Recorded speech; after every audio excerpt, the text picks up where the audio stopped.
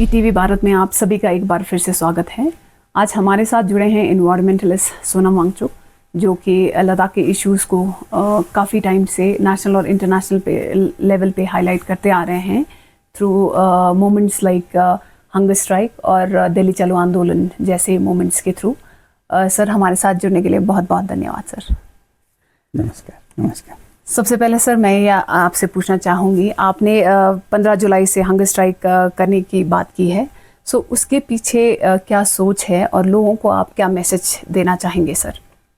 15 जुलाई से 15 अगस्त तक अनशन की हम बात कर रहे हैं, बल्कि योजना बना रहे हैं। जी सर। और ये दुख की बात है, हमें कोई शौक़ नहीं है ऐसा करने का, ना ही ये कोई आसान तरीका है जी। मगर हालात इस तरह के हैं कि जो लद्दाख का मसला है, सेफ गार्ड्स और रेस्टोरेशन ऑफ डेमोक्रेसी, ये फिसलता फिसलता पिछले 4-5 सालों से दिल्ली तक पदयात्रा करके वहाँ फिर अनशन करके जो बातचीत शुरू हुई थी दिसंबर 3 से, वो बढ़ते बढ़ते फिर अभी आपको पता है डोमिसाइल का एक नोटिफिकेशन निकला है, मगर उस पे भी लोगों का बहुत कन्फ्यूजन है कि क्या ये सिर्फ जॉब्स तक महदूद रहेंगे या और चीज़ों में भी होगा। खैर, हम फिलहाल के लिए मान लें कि ये एम्प्लॉयमेंट के लिए ही है। तो इसी मीटिंग में जिसमें ये डोमिसाइल पे रजामंदी हुई थी, ये भी कहा गया था कि आपके सेफ गार्ड और जो जमहूरियत है, डेमोक्रेसी है, उस पर हम जून के एंड में बात करेंगे। तो डोमिसाइल तभी माने रखता है अगर आप सेफ गार्ड और डेमोक्रेसी पे बात करते हैं। मगर जून का अंत भी आ गया और कोई टॉक्स नहीं हो रहे हैं। तो अगर नहीं होते हैं तो हम इस अनशन पे जाने पे मजबूर होंगे। ये हमारी बात जी। क्या मैसेज देना चाहेंगे सर आप लोगों को? लोगों को तो हम पहले तो कहेंगे कि देखें कि अगर ये टॉक्स अभी भी होते हैं, दो शर्त हैं कि एक तो टॉक्स हो, दूसरा टॉक्स में भी जो 6 शेड्यूल के सेफ गार्ड्स हैं जिसका कि वादा हो चुका है पिछले इलेक्शन में। अभी हिल काउंसिल का फिर इलेक्शन आ रहा है, 2020 में हुआ, उसमें नंबर 1 वादा मैनिफेस्टो में था, आपको 6 शेड्यूल में लाएंगे लद्दाख को। इसी बुनियाद पर इलेक्शन जीते और अब फिर इलेक्शन आया।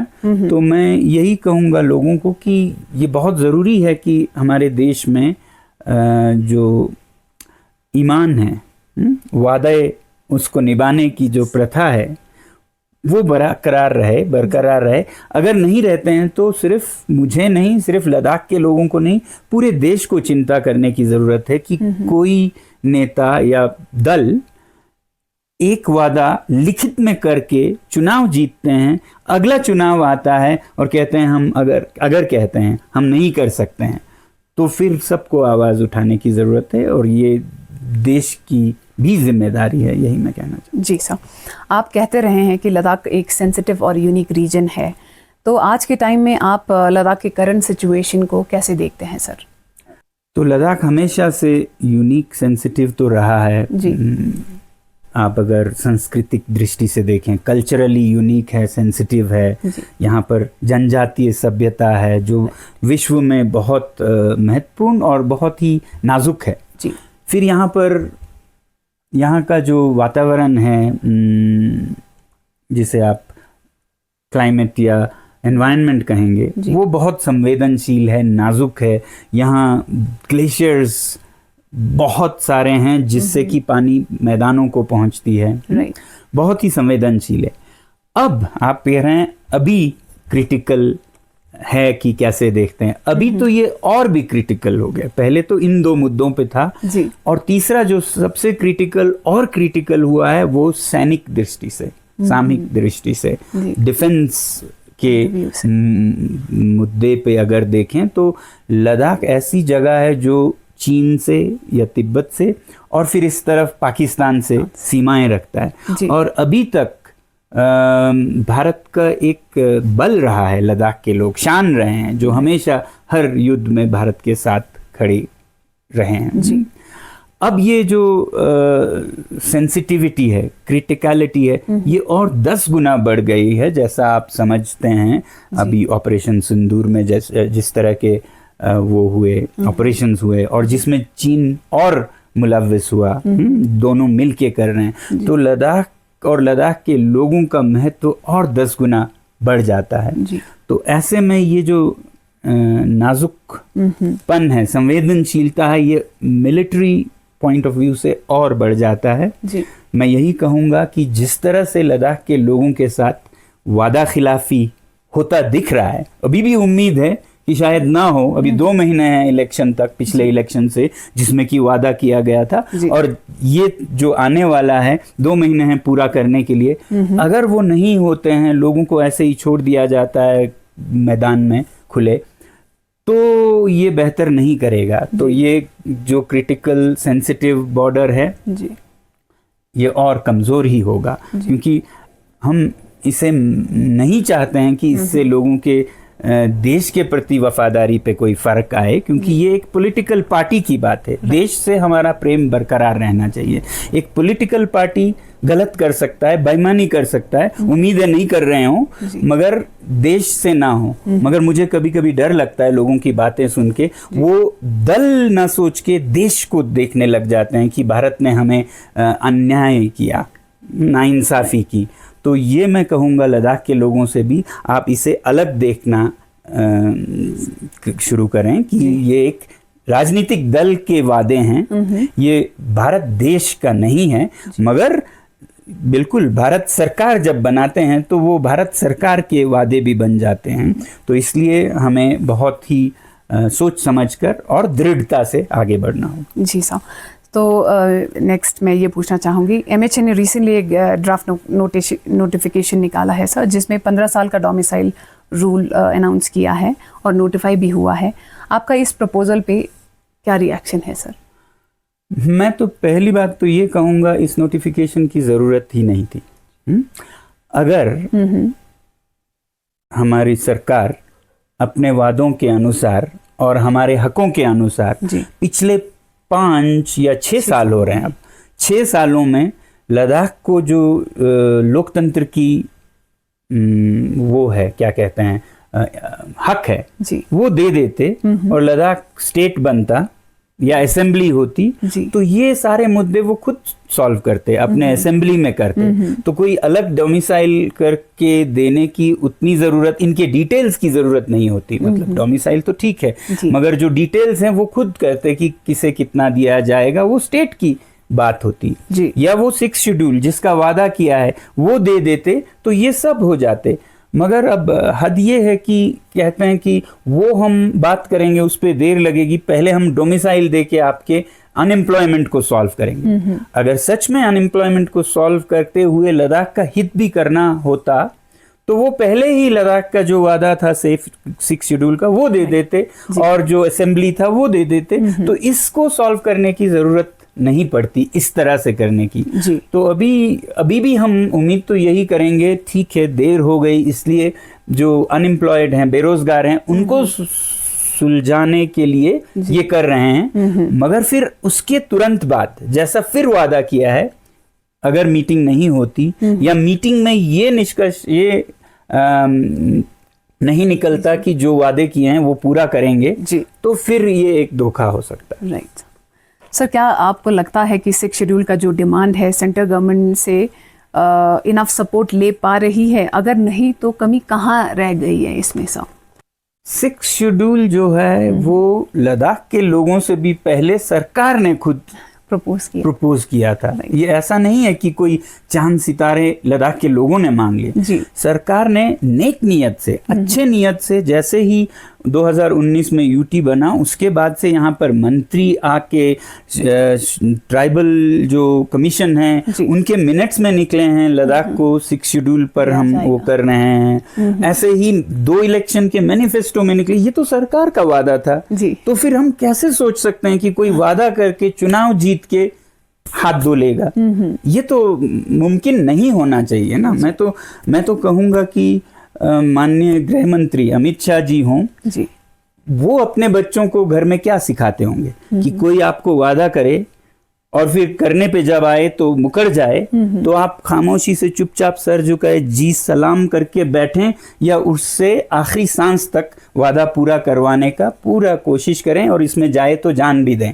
मेरे ख्याल से अमित शाह जी यही सीख देंगे अपने बच्चों को। तो हम लद्दाखियों को भी यही सीख लेनी होगी ना कि कोई वादा करे तो ये हमारी मतलब कमजोरी है कि वादा लेने हम ना जा पाए। एक तरह से बैंक का चेक दिया है हमें, तो वो चेक किसी काम के लिए उसके बदले में हमें पैसे चेक में मिले हैं। जब आप बैंक में जाते हैं तो बैंक बोलता है ये तो चेक नहीं है, ये तो डिसऑनर है, ये तो बाउंस हो रहा है। तो आप अच्छा बाउंस हो रहा है, थैंक यू वेरी मच बोल के बैठेंगे कि इसके लिए आपको संविधान में उपलब्ध हैं तरीके कि आप कोर्ट में जाएंगे या उनके पास जाएंगे और कहेंगे आपने हमारे मेहनत के लिए ये चेक दिया था मगर ये चेक बाउंस हुआ है, आप इसको दुरुस्त करके हमें दीजिए। कोई भी पिता, कोई भी नेता अपने बच्चों से, अपने फॉलोअर्स को यही सिखाएंगे कि वादे करने वाले के साथ साथ पूरा करवाने वालों की भी जिम्मेदारी है कि वादे पूरा हो। तो जैसे कहते हैं ना, जुल्म करना तो गुनाह है, सहना भी गुनाह है। तो इसलिए हम ये सोचते हैं कि 6 शेड्यूल तो एक वादा है, तो ये वादा टूटना किसी के भी हित में नहीं। हम तो मतलब एक तरह से वो नजर आएंगे ही कि इतने आप बदहाल हैं। दूसरी तरफ जो नेता वादा तोड़ रहे हैं वो भी ग्लोबल स्टेज पे अच्छे नजर नहीं आएंगे। हमारे नेता ग्लोबल लीडर्स हैं। भारत दुनिया का सबसे बड़ा लोकतंत्र है, उसके अगर गृह मंत्री या प्रधानमंत्री अपने वादों को जो कि लिखित में हैं करके मुकर जाएं, तो लोग जो चुप रहते हैं उन पे भी धिक्कार है और जो नेता तोड़ते हैं उन पे भी धिक्कार है। तो ये हालत है 6 शेड्यूल की। सपोर्ट की जो आपने बात की, अभी तक तो हमें ऐसा इशारा नहीं मिला कि वो वादा पूरा करेंगे। अभी तक तो हमने तो ये सुना हमारे नेताओं से कि अमित शाह जी ने ये कहा कि अगर मोदी जी लिख के दें तो भी मैं नहीं दूंगा। तो ये हमें बहुत अजीब लगता है। एक तो हमें ये बात लगता है इससे कि मोदी जी देना चाहते हैं, मोदी जी अपने वादों पे खरा उतरना चाहते हैं, मोदी जी वादा खिलाफी वाले चरित्रहीन नेता नहीं दिखना चाहते हैं और अमित शाह जी रोक रहे हैं। हमें ऐसा लगता है कि वो दें तो भी मैं नहीं दूंगा। ऐसा कोई कैसे कह सकता है जब 2 चुनाव जीते हैं? तो सेंटर से सपोर्ट है नहीं, दोनों। एक तरफ मोदी जी शायद पूरा करना चाहते हैं, मुझे ये इशारा मिलता है इस वक्तव्य से। दूसरी तरफ मैं यही चाहूंगा कि अमित शाह जी भी, आपने वादा किया है तो आप वो हीरो बनिए जो कि वादों पे खरे उतरते हैं। राइट सर, क्या आपको लगता है कि 6 शेड्यूल और स्टेटहुड दोनों साथ साथ पॉसिबल हैं सर? ये दोनों अलग हैं जी। स्टेटहुड तो एक हक है भारत के हर प्रांत का जी। खासकर जम्मू कश्मीर जब अलग हुआ तो वो एक लोकतंत्र वाले राज्य का तो हिस्सा बने। तो जम्मू कश्मीर में असेंबली है और कल को राज्य बनेगा, ऐसा हमारे नेताओं ने भी कहा है, ऐसा सुप्रीम कोर्ट ने भी कहा है कि इनका राज्य बहाल किया जाए। लद्दाख दूसरा यूटी बना तो इन्होंने क्या गुनाह किया कि इन्हें बिना लोकतंत्र के हकों के रखा जाए। ये तो अलोकतांत्रिक होगा और वो भी सीमा पर। कुछ लोग कभी कहते हैं आप लोग इतने सेंसिटिव बॉर्डर पे हैं, आपको लोकतंत्र। अरे मैं कहता हूं इसलिए और देने की जरूरत है। सीमा पे जो आपके लोग हैं उन पर भरोसा करना होगा और उन्हें महसूस होना होगा कि हम भी सामान्य नागरिक हैं, हम सेकंड क्लास नहीं हैं, हम स्लेव्स नहीं हैं कि हमारे कोई हक नहीं है, कोई आके हमारे पे निर्णय थोपेंगे, कोई गवर्नर, कोई लेफ्टिनेंट गवर्नर। ऐसी हमारी हालत सेकंड क्लास क्यों हो? तो सीमा पे तो और भी आपको देना चाहिए और यही आपका वो होगा चीन और पाकिस्तान से कि हम आखिरी जिले को भी, आखिरी यूटी को भी लोकतंत्र देते हैं। आप क्या दे सकते हो चीन में? ये उन्हें ललकारना होगा, बल्कि उनसे भी बदतर करके नहीं। आपने तिब्बत का इतना काटा, हम उससे भी ज्यादा लद्दाख का काट रहे हैं। ये रेस मत कीजिए। एक अलोकतांत्रिक देश जैसे चीन है उसके साथ अलोकतांत्रिकता में दौड़ न लगाइए। लोकतंत्र स्थापित करके उनको मात दीजिए। जी सर, मैं ये कहूंगा। जी। तो पहले सवाल है जो स्टेटहुड है, यानी कि असेंबली होना लोगों के प्रतिनिधियों का, वो तो पूरे भारतवर्ष के हर स्टेट की तरह लद्दाख को भी नसीब होना चाहिए। जी। फिर उसके अंदर 6 शेड्यूल है, वो है जनजातियों की संस्कृति, उनकी जमीन, उनके रीति रिवाज, उनके पर्यावरण, जंगल, उनको सुरक्षित संरक्षित रखने के लिए। जी। तो वो स्टेट के अंदर जिले के स्तर पर दिया जाता है। जी। अब दोनों बिल्कुल चल सकते हैं, हर जगह दोनों ही हैं, जहां स्टेट है वहां 6 शेड्यूल भी है। जी। ये जरूरी नहीं है, मैं खुद सोचता हूं, ये मेरा जाती ख्याल है, ये जरूरी नहीं है कि जो स्टेट लद्दाख होगा उसका पूरा 100% 6 शेड्यूल में भी हो। अगर आपको लगता है इसके कुछ जिले ऐसे हैं जिसमें ट्राइबल नहीं है, जी, तो उसको ना दें, क्योंकि ये उन जिलों के लिए है 6 शेड्यूल जिन जिलों में 50% से ऊपर ज्यादातर जनजातीय ट्राइबल्स हैं। जी। जहां नहीं है ना दें। वैसे तो है नहीं ऐसा कोई जिला, मगर फिर भी मैं सोचता हूं पर्सनली कि ऐसे बंद करना भी ठीक नहीं है। लद्दाख के ऐसे जगह जहां पर कोई सांस्कृतिक सभ्यता नहीं है, बड़े मैदान हैं, जैसे आप देखेंगे तो इगुफे का थांग बड़ा मैदान है, कोई 50 किलोमीटर बाय 5 किलोमीटर का, आप उसको आउट ऑफ 6 शेड्यूल भी रख सकते हैं कि इस पे कोई भी आके, कोई भी भारत का नागरिक आके अपना व्यवसाय करे, खेती करे, जो भी कर सकते हैं, मगर जहां जहां जनजातीय सभ्यता है वो सुरक्षित संरक्षित रहेंगे। ये जो बेल्ट है इस पे कोई भी आ सकता है, ऐसा आप रख सकते हैं जी। तो स्टेट के अंदर 6 शेड्यूल साथ साथ जरूर चल सकते हैं। सवाल ये होना चाहिए कि क्या 100% स्टेट में 100% 6 शेड्यूल हो सकता है?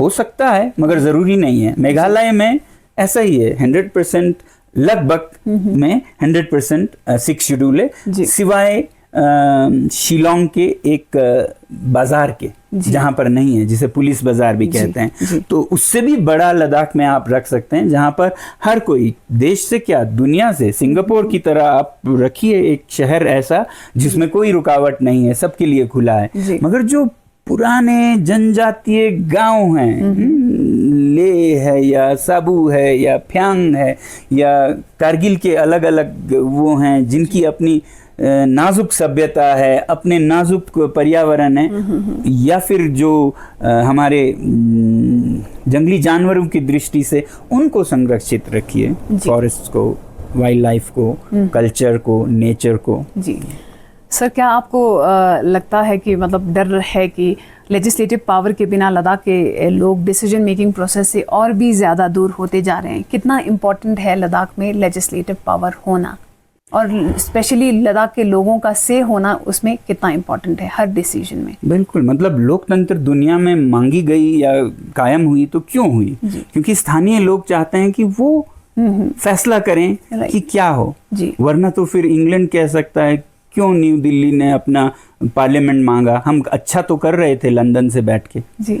वैसे ही दिल्ली ने न सिर्फ लंदन से मांगा अपना हक, बल्कि वही हक राजस्थान को जयपुर में दिया, पंजाब को चंडीगढ़ में दिया। जी। तो वैसे ही लद्दाख को भी क्यों न दे?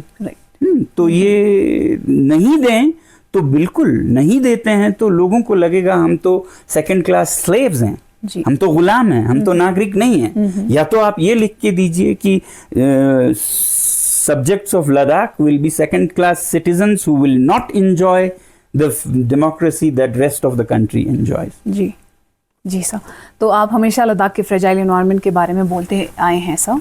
सो आपके हिसाब से कॉन्स्टिट्यूशनल सेफगार्ड से इन्वायरमेंट प्रोटेक्शन में क्या हेल्प मिलेगा? जैसे हम बोलते आ रहे हैं हमें 6 शेड्यूल चाहिए, सेफगार्ड चाहिए, सो कॉन्स्टिट्यूशनल सेफगार्ड से इन्वायरमेंट प्रोटेक्शन में क्या हेल्प मिलेगी सर? बहुत अच्छा सवाल किया। पिछले साल तक जी बहुत लोग और मैं खुद भी जी इस बात पे अपने मन में सोचता रहता था कि ये जो सेफगार्ड्स हैं 6 शेड्यूल के, इसे एनवायरनमेंट में कैसे फायदा मिलेगा? कई लोग मुझे कहते थे आपने 6 शेड्यूल को एनवायरनमेंट से कैसे जोड़ दिया? बहुत नामी लोग भी पूछते थे एनवायरनमेंट से इसका क्या लेना देना? मैं भी कभी खुद से सवाल करता था कैसे लेना देना नहीं है, होना चाहिए।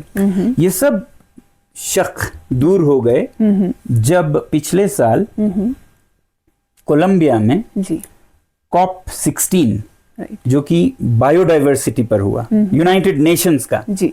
और उसमें आपको पता है सबसे बड़ा मुद्दा पॉइंट या एग्रीमेंट क्या निकला, उसमें ये एग्रीमेंट निकला सारे देशों का, यूनाइटेड नेशंस के कोलंबिया में, कि indigenous people of the world are the stewards of the environment. तो इंडिजिनस यानी कि ट्राइबल, जो जिन्हें हम कहते हैं शेड्यूल्ड ट्राइब के जो लोग हैं वो रखवाले हैं प्रकृति के जी। लिहाजा उन्हें संरक्षित सुरक्षित रखा जाए। तो जब यूनाइटेड नेशंस ये कहती है, मान्यता देती है कि इंडिजिनस लोग स्टूवर्ड्स हैं, रखवाले हैं जी। तो फिर यही हुआ ना, 6 शेड्यूल क्या है, उन्हीं इंडिजिनस लोगों को अपने इलाके को, हम नहीं कह रहे हैं दिल्ली का हमें कंट्रोल दीजिए, हम कह रहे हैं हमारे इन गांव का, इन वादियों का, इन ग्लेशियर्स का, इन झरनों का फैसला करने का हक तो हमें दीजिए जी। तो इन जनजातियों को भारत सरकार ने या भारत माता ने आज नहीं, आज से 80 साल पहले इतनी दूरदर्शिता से ये कहा कि ये जो जनजातीय लोग हैं, यूनाइटेड नेशंस को कल समझ आया, भारत के संविधान के निर्माताओं को 80 साल पहले समझ आया कि इन जनजातीय लोगों को हमें संरक्षित रखना चाहिए। ये किसी ने थोपा नहीं, ब्रिटेन ने नहीं थोपा, चीन ने नहीं थोपा, ये भारत के संविधान सभा ने अपने ऊपर लिया कि हम जनजातीय लोगों को संरक्षित रखेंगे। उसके लिए हम एक 6वां शेड्यूल रखेंगे जी। और 5वां शेड्यूल रखेंगे। तो 6वां शेड्यूल बनाया ही इसलिए है जी। और इसके वादे हुए हैं, तो फिर हक कैसे न मांगे जी साहब। और एनवायरनमेंट जो कह रहा था इस तरह से जुड़ा हुआ जी साहब। सो आपका लॉन्ग टर्म विजन क्या है लद्दाख के लिए sir, B it politics, culture और एनवायरनमेंट के पॉइंट ऑफ व्यू से सर, कैसे देखते हैं आप आने वाले लद्दाख को? जी, शॉर्ट टर्म में तो लद्दाख के हक मिले जी। वो मिले केंद्र सरकार से, क्योंकि उन्हें देने हैं, क्योंकि उन्हें हमें संरक्षण के जो हक है वो देने हैं, लोकतंत्र के हक जो हैं वो देने हैं। जब आप लॉन्ग टर्म की बात करते हैं तो मैं फिर अलग सोचता हूँ, जो शायद लद्दाख के लोगों की सोच हो ना हो। मैं ये कहता हूँ कि शॉर्ट टर्म में सेव लद्दाख, लद्दाख को बचाइए, सरकार से मांगते हैं हम ये सेफगार्ड्स जी। लॉन्ग टर्म में मैं चाहता हूं कि लद्दाख को लद्दाख के लोगों से भी बचाएं जी। क्योंकि अगर लद्दाख के लोग बहुत ही लालची हों, सिर्फ आज का सोचें, कल का ना सोचें, तो वो भी उतना ही नुकसान कर सकते हैं इस प्रकृति को, इस संवेदनशील जो पर्यावरण है उसको, जितना कोई बाहर से आके कर सके। तो अभी के हालात में तो संविधान हमें वो संरक्षण दे ताकि लद्दाख जैसे नाजुक इलाके की जो कैरिंग कैपेसिटी है, ये एक रेगिस्तान है, इसमें बहुत से उद्योग, वो भी बहुत प्रदूषक उद्योग, या बहुत से लोग, आप 10 गुना ज्यादा बल्कि 2 गुना भी नहीं रह पाएंगे, इतना पानी है ही नहीं, इतना जमीन है ही नहीं। तो इन सब से बचाने के लिए शॉर्ट टर्म में तो हम ये हक मांगेंगे, 6 शेड्यूल और लोकतंत्र जी। लंबे समय में अगर ये होता भी है तो भी मुझे डर रहेगा कि लद्दाख के ही लोग लद्दाख का बर्बादी का कारण न बने। तो इसलिए लद्दाख के लोगों को भी मैं ये सोचता हूँ, जब आप विजन पूछ रहे हैं, कि लद्दाख को एक मिसाल बनाना होगा। अगर ये मिल भी जाते हैं संरक्षण और लोकतंत्र, उसके बाद लद्दाख को एक उदाहरण बनाना होगा देश के लिए और दुनिया के लिए, कि जहाँ प्रकृति और मानव संतुलन में जी सकते हैं।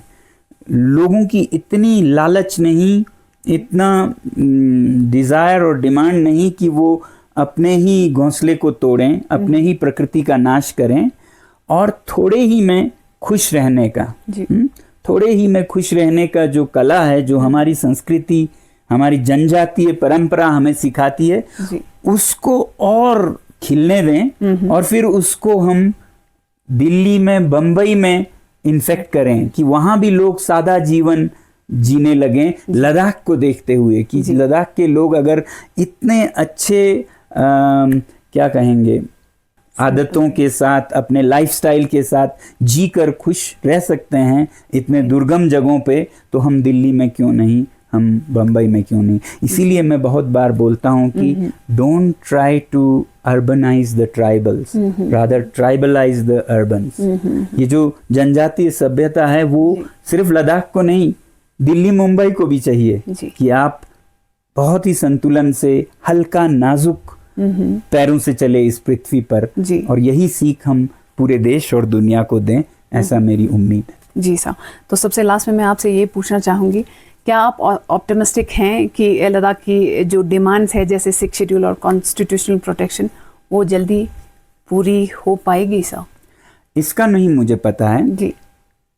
भगवत गीता हमें सिखाती है जी कि फल की चिंता मत कर, कर्म किए जा, और हम वो करेंगे जो हमें करने की जरूरत है। इसीलिए हम कहते हैं इस पे हमारी जान चली जाए सबसे सस्ता सौदा होगा। एक जान तो कुछ भी नहीं है, आगे कितने हजारों जान जाएं, अगर ये जो क्या कहेंगे, ये लोगों में जो ट्रस्ट डेफिसिट और ये जो नाराजगी है, असंतुष्टि है, वो बढ़ता जाए तो ये बहुत अगली बन सकता है। तो हम अभी इस समय जब करने की ज़रूरत है तो कर्म हम किए जाएंगे, चाहे उसमें अनशन में हमारी जान जाए। जब 1 महीना या उससे ज़्यादा का अनशन हो तो बहुत संभावना है कि जान चली जाए। तो हम अपना हर कुछ करेंगे, बाकी फल की चिंता ना कर, जब करेंगे तो होगा भी। और शायद उससे पहले हमारे जो नेता हैं दिल्ली में, जिनकी मैं बहुत इज्जत करता हूँ, मैं हैरान हूँ कि वो ऐसे कैसे मुकर सकते हैं। शायद कुछ अभी भी हमें न समझ आया हो या कुछ गैप रह गया हो कम्युनिकेशन में। तो हमें उम्मीद है कि ऐसा होने से पहले ही वो अपने वादे पूरे करेंगे। जी, सेंटर को आप क्या मैसेज देना चाहेंगे साहब? मैं यही देना चाहूँगा, जिस तरह की इज्जत लोगों में जो रूलिंग पार्टी के लिए 2014 में थी वो बरकरार रहे, क्योंकि ऐसे उदाहरणों के कारण, जैसा लद्दाख में हो रहा है या शायद कुछ और जगहों में हो रहा है, उसके कारण लोगों का ट्रस्ट डेफिसिट बढ़ता जा रहा है कि लोगों को नेताओं से विश्वास उठ रहा है। तो ये दोबारा से बहाल हो, क्योंकि इसी विश्वास पर देश चलता है, देश आगे बढ़ता है, दुनिया में हम गुरु या विश्व गुरु बन सकते हैं। अगर हम हर नेता को चरित्रवान नहीं चरित्रहीन देखें कि ये तो कुछ भी बोल के लिख के कुछ भी कर देंगे, तो इससे देश में बिल्कुल कैओस होगा। तो ऐसा ना हो, इसलिए लद्दाख के केस में कम से कम ये ब्लैक एंड वाइट है, कोई इसमें दो राय है ही नहीं, सब कुछ लिखा हुआ है। तो इसे पूरा करें और अपने सीमा को और सुदृढ़ करें, देश के लिए एक उदाहरण दिखाएं और विश्व के प्रतिष्ठित नेता बन के उभरें। यही मेरी दुआ और दलील होगी। Thank you so much for joining us sir. हमारे साथ जुड़ने के लिए बहुत बहुत धन्यवाद। जी शुक्रिया, आपका भी बहुत बहुत थैंक यू।